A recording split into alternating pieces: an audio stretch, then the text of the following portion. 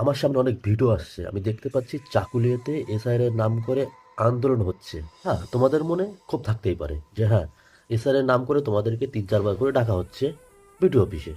তোমরা আন্দোলন করতেই পারো, তোমাদের অধিকার আন্দোলন করার। কালকে তোমাদেরকে যদি বলা হয় লক্ষ্মীর ভান্ডার 5,000 টাকা করে দেওয়া হবে, আধার কার্ড জোগাড় করো, ভোটার কার্ড জোগাড় করো, ঠাকুরদাদার নাম লাগবে, তুমি তো কালকে শুরু হয়ে যাবে ঘুষ দিয়ে সেই উম, কাগজপত্র বানানোর জন্য। আজকে তোমাদেরকে একবার জায়গা দুইবারে এসআই রেখেছে, মানে সেজন্য তোমরা কি করছো, ভাঙচুর করছো।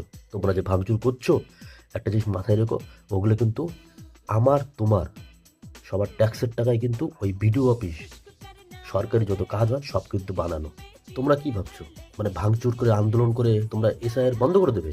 এত সস্তা না, পারবেও না। এটা তোমাদেরই ক্ষতি। তাহলে তুমি আজকে কারো কথায় থানা ভাঙতে গেছো, ব্লকে গিয়ে হাঙ্গামা করছো, কি ভাবছো আমাদের রাজ্য সরকার পুলিশ তোমাদেরকে ছেড়ে দেবে?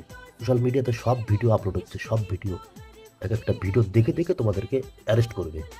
দেখলাম কোনো পুলিশের সঙ্গে মারামারি হচ্ছে। কেন ভাই, কি দরকার আছে পুলিশের সঙ্গে ঝামেলা করার? তুমি যে নেতা মন্ত্রীর কথায় উঠছো বসছো না, সেই নেতা মন্ত্রী কিন্তু তোমার সাথে নেই। এবার তুমি বলবে না আমাদের নেতা মহান, ঘন্টা তোমাদের নেতা মহান। বড় বড় রাজনৈতিক দলের নাম অবশ্যই শুনেছো, সে তোমাদের বলতে হবে না যে আমাদের বড় বড় ইন্ডিয়াতে রাজনৈতিক দল কারা। এই ভিডিওটা দেখো, তাহলে ক্লিয়ার হয়ে যাবে তোমরা কি। এরা তো দুজন দুজনরা যেখানে সেখানে পায়, সেখানে এ ওকে আক্রমণ করে, ও ওকে আক্রমণ করে।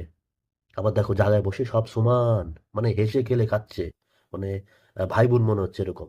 তো ওই জন্য না, কোনো নেতা মন্ত্রীর আহ, মানে তোমাদেরকে গ্যারে উঠালো ভাঙচুর করতে হবে এরকম করো না কিছু।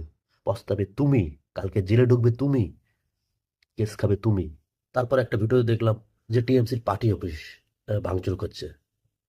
কেন রে ভাই, টিএমসির পার্টি অফিস তোদের আবার কি করেছে?